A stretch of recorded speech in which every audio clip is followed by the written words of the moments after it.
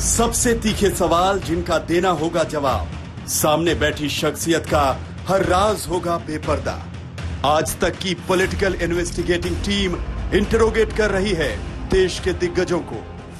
आज की पीआईटी है चित्रा त्रिपाठी, गौरव सावंत, नेहा बाथम और इनके सवालों का सामना करेंगे जमीयत उलेमाए हिंद के अध्यक्ष मौलाना महमूद मदनी। थर्ड डिग्री कार्यक्रम में आपका बहुत स्वागत है सर। और जब आंसू गिरते हैं तो आपके समर्थकों को वो आपके साथ जोड़ देते हैं, लेकिन वही आंसू आपके विरोधियों को आप पर तंज करने का मौका दे देते हैं। बीजेपी कह रही है कि घड़ियाली आंसू बहा रहे थे मदनी साहब, क्या है इस पर जवाब आपका? वो उनको यही कहना चाहिए। मुझे तो बीजेपी से ऐसी उम्मीद नहीं है कि वो ऐसा कहेंगे, लेकिन कह रहे हैं, आप बता रही हैं, कह रहे हैं, तो अब उनकी मर्जी है। आंसू क्यों आ गए आपको? आपने कहा नफरत का बाजार सजाया जा रहा है और मुसलमानों के खिलाफ देश में जिस तरह का माहौल है, चुप रहना कोई उनसे सीखे। किस तरह का माहौल है, किस तरफ आपका इशारा था? मेरा इशारा एक बात की तरफ नहीं था, सिचुएशन के ऊपर था। सिचुएशन ऐसी हो गई है कि लोगों का रास्ता चलना मुश्किल हो गया। शायद आपको महसूस नहीं हुआ होगा, लेकिन हम जानते हैं। अभी 4 रोज पहले का इंसिडेंट है कि हमारे एक जैन भाई को मुसलमान होने के शक में मार दिया गया। और इत्तेफाक की बात है कि वो उस पर चर्चा भी नहीं हुई जिस तरह चर्चा होनी चाहिए थी। लेकिन कानून तो अपना काम कर रहा है। बीजेपी यही कहती है कि भेदभाव के नजरिए से वो देखती नहीं है। सबका साथ, सबका विकास, सबका विश्वास को लेकर प्रधानमंत्री आगे बढ़ रहे हैं। आपके आंसू क्यों आए? उसकी बड़ी चर्चा हुई, आप भावुक क्यों हो गए? आपकी अभी भी आंखें डबडबा गई हैं जब आप ये बात और ये वाकया नहीं, ऐसा नहीं है। ये तो बाई चांस ऐसा होता है, इंसान है, कभी ऐसा हो सकता है। आदमी किसी कारण से, अलग अलग कारण हो सकते हैं। मैं 25-30 साल से इस ऑर्गेनाइजेशन का जनरल सेक्रेटरी था। रिसेंट के दिनों में हमारे प्रेसिडेंट और हमारे वो गुरु भी थे, वो गुजर गए, मुझे प्रेसिडेंट बना दिया गया। तो ऐसे माहौल में, जब देश का ऐसा माहौल है, मेरे जैसे छोटे से वर्कर का प्रेसिडेंट बन जाना और ये सोचना क्या ऐसे गर्म माहौल में, जब ज्यादा जरूरत है बड़ों की, कि बड़ों के मार्गदर्शन में हमारे जैसे छोटे लोग काम करें, तो बड़े हमारे साथ नहीं है। तो ये भी लेकिन एक बात बताइए, आप प्रेसिडेंट बनते ही किस तरह की बातें कर रहे हैं? आप कह रहे हैं कि शरिया, अगर मुसलमान अपने पर आया तो शरिया से चलेगा, कोई कानून नहीं रोक सकता। भारत कानून से चलेगा कि शरिया से चलेगा? ये कौन कह रहा है? आपने कहा। अच्छा, आपने कहा। अच्छी न्यूज सुना दी आपने। मैंने आपको न्यूज नहीं सुनाई, मैं आपको सच बता रहा हूं। अगर मुसलमान शरिया पर चलने का अज़्म कर ले तो कोई कानून उसका रास्ता नहीं रोक सकता। आपने कहा कि सरकार हस्तक्षेप कर रही है। हम ये कह रहे हैं कि मुसलमान को तलाक ही नहीं देनी चाहिए, तो फिर वो आप कह रहे हैं 3 तलाक नहीं देनी चाहिए, मैं कह रहा हूं तलाक ही नहीं देनी चाहिए। तलाक ऑप्शन नहीं है जीवन के लिए, मजबूरी है। सेपरेशन का जो प्रोसेस है, सरकार ने कानून बना दिया, एक बार कानून बन गया तो देश कानून से चलेगा या शरिया से चलेगा? ऑफ कोर्स कानून से चलेगा, लेकिन मुसलमान शरीयत से चलेगा। इसमें कंट्राडिक्शन कहां से है? आप इसको कंट्राडिक्टरी साबित करना चाहते हैं, और मैं ये कहता हूं इसमें कोई कंट्राडिक्शन नहीं है। आप कह रहे हैं कि तलाक देने का एक प्रोसेस होगा, हम कह रहे हैं कि हाँ प्रोसेस होना चाहिए, लेकिन मुसलमान तलाक देगा क्यों? बस इतना ही तो बात है, इससे ज्यादा आपके ऊपर जो ये बड़ी जिम्मेदारी का बोझ जिसका जिक्र आपने किया, बहुत सारे मुद्दों पर आपने अपनी आवाज बुलंद की, सीए, एनआरसी, उसके बाद अब आप शरीयत पर भी कह रहे हैं कि, लेकिन आप एक तरफ कह रहे हैं कि देश का मुसलमान अपने आप को महफूज नहीं समझता है। जब सड़क पर चलता है तो खुद को काफी ज्यादा परेशानियों से घिरा हुआ पाता है और ये सोचता है कि इस देश में मुसलमान को अलग तरीके से देखा जा रहा है। क्या आपको नहीं लगता कि इस देश में अगर यूनिफॉर्म सिविल कोड आना एक तरीके से हर नजरिए से मुसलमान के लिए बेहतरी होगी? कैसे बेहतरी होगी? आप एक तरफ कह रहे हैं कि मुसलमानों को अलग करके देखा जाता है, उनमें खौफ है, और जिन लोगों को मुसलमानों से परेशानी है वो कहीं किसी और देश में चले जाएं।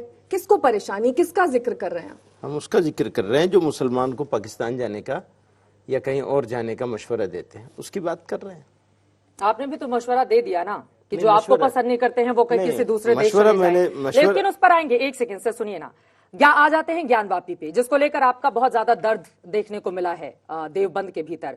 ज्ञानवापी मामला कोर्ट में है, निचली अदालत से लेकर ऊपरी अदालत तक, चाहे वो मुस्लिम पक्ष हो चाहे वो हिंदू पक्ष हो, दोनों के लिए समान दरवाजे खुले हुए हैं। उसके बावजूद इस तरह का माहौल आप लोगों की तरफ से बनाया जा रहा है जैसे कि न जाने क्या हो जा रहा है उस मस्जिद को लेकर। जांच होने दीजिए, सच सामने आ जाएगा। जिसको आप फव्वारा कह रहे हैं, हिंदू धर्म के लोग उसको शिवलिंग बता रहे हैं। ठीक है, तो दोनों की भावनाओं का सम्मान करते हुए कोर्ट का फैसला आने दीजिए। ठीक है। तो माहौल क्यों फिर आप डर का माहौल दिखा रहे हैं ना कि मुसलमानों के दिखा खिलाफ डर का माहौल है? किसने दिखाया? ज्ञानवापी के बारे में तो कोई बात ही नहीं की गई है। यहाँ एक पर रेजोल्यूशन 2 आया दिनों है, तक एक रेजोल्यूशन आया है सिर्फ, और उस रेजोल्यूशन में बहुत क्लियरली ये कहा गया है कि इस मामले को सड़क पे नहीं आना लेकिन चाहिए। ओवैसी साहब तो ये कह रहे हैं उसी कि जिस रेजोल्यूशन तरीके से सर्वे कराया गया वो अब दरअसल ओवैसी साहब की गैरकानूनी। बात करेंगे या क्या- मेरी बात करेंगे? क्या आप उस बात से सहमत हैं? क्या नहीं, जिस आप तरीके से मेरी सर्वे- बात करिए ना। मैं तो सिर्फ उनका सर एग्जाम्पल दे नहीं, रही हूँ। उनका एग्जाम्पल मत दीजिए, आपको वो ओवैसी एक्स्ट्रा साहब से है, दिक्कत है? वो एक्स्ट्रा है। क्या एक्स्ट्रा? वो एक्स्ट्रा वो तो है। रहनुमा नहीं, बन गए हैं सारे हाँ, मुसलमानों के। भाई होंगे ना, लार्जर देन लाइफ फिगर है उनका। होंगे, लेकिन मेरी बात करिए। मेरा बहुत क्लियर है, बहुत क्लियर है, बहुत छोटा सा रेजोल्यूशन है और बिल्कुल 2 टूक है। नंबर 1, सड़क पे नहीं आना चाहिए मामला। नंबर 2, ये मामला बातचीत से हल होना चाहिए या कोर्ट करेगा। बातचीत के लिए पहल हुई है किसी भी पक्ष की ओर से? आप लोग करेंगे पहल? नहीं, बिल्कुल नहीं करेंगे, इसलिए क्यों कि नहीं हम है करेंगे? नहीं उसमें पक्ष। मुसलमान देखिए, पक्षकार लीगल तो है ना नहीं उसमें। नहीं नहीं नहीं, ये मुसलमान का वहां जो लीगल जो कमेटी है, इंतजामिया इंतजामिया, कमेटी, हम लोगों ने यही अपील की है कि ये इंतजामिया कमेटी लड़ेगी। उसको कोई मदद की जरूरत आपका होगी, क्या हमसे टेक है मांगेगी इस तो पर? हम मदद देंगे। आपका क्या टेक है ज्ञानवापी पर? जांच होनी चाहिए, सच सामने आना चाहिए। तो पहले ही माहौल बना देना कि नहीं नहीं, जांच के लिए जो टीम जाती है उसका विरोध शुरू हो जाता है। सुप्रीम कोर्ट लोग पहुंच जाते हैं कि नहीं नहीं, पूरे मामले को यहीं पर खत्म किया जाए, उनको तो अधिकार नहीं होना चाहिए। जांच से किस बात का डर है आपको? मस्जिद से तुलना करना ये कहाँ तक ठीक है? इस पर सिर्फ आपका टेक जान रहे हैं, किसी ने भी कहा हो, सिर्फ यही जानना चाहते हैं कि अगर मुसलमानों के हित में पक्ष में फैसला नहीं आता है तो क्या ज्ञानवापी और साथ ही मथुरा दोनों जगहों पर वहां पर नमाज अदायगी जारी रहेगी? ऑर्गेनाइजेशन का ये फैसला है और मैं वही फैसला सुना सकता हूँ, बता सकता हूँ, उससे बाहर नहीं जा सकता। वो ये है कि इसके बारे में पब्लिक प्लेटफॉर्म पर बातचीत नहीं करी। क्यों? इसलिए कि मीडिया का एक वर्ग इसको हिंदू मुस्लिम मसला बना करके और मुल्क में जो खाई है उसको बड़ा करना चाह रहा है। ऑलरेडी खाई मौजूद है, ऑलरेडी खाई मौजूद है, डिफरेंट रीजन से। खाई क्यों हो? नहीं, सिर्फ मुसलमानों, मैं आपसे एक प्रश्न पूछना चाहता हूं जी, मुसलमानों के लिए काशी और मथुरा का महत्व क्या है? क्यों इसमें खाई नहीं, होनी चाहिए? मुसलमान की बात मत करिए आप मुझसे। मैं तो एक बात, बस इतनी ही बात कह रहा हूं। तो आपको नहीं लगता कि मंदिर को तोड़कर मस्जिद बनाई गई?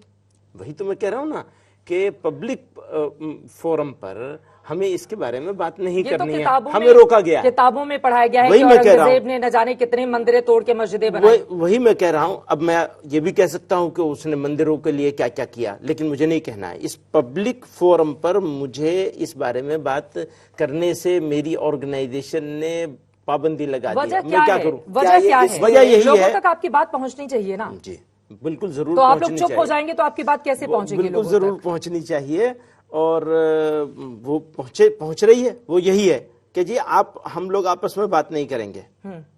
कमीशन की रिपोर्ट पढ़ी है आपने? मैंने नहीं पढ़ी है। कमीशन की रिपोर्ट में इसीलिए शिवलिंग मैं का कह रहा हूं, जिक्र मुझे है। मैं जानता ही नहीं हूं। कमीशन की रिपोर्ट में शिवलिंग का इसीलिए जिक्र है, मैं कह रहा आपको हूं, बता देती मैं हूं। इसीलिए कह रहा हूं, मैं जानता ही नहीं उसके बारे में। प्रश्न यहाँ ये उठता है कि आपने ये भी कहा कि सब्र की इंतहा हो रही है, मुसलमान बहुत परेशान, ये परेशान। ज्ञानवापी के कॉन्टेक्स्ट में नहीं है, जनरल सिचुएशन जो है। जनरल सिचुएशन, जी हाँ। General situation. किसके सब्र की इंतहा है यहाँ पर? प्रश्न ये उठ रहा है क्योंकि हम दोनों काशी में थे, हम तीनों ही काशी मथुरा होकर भी आए हैं।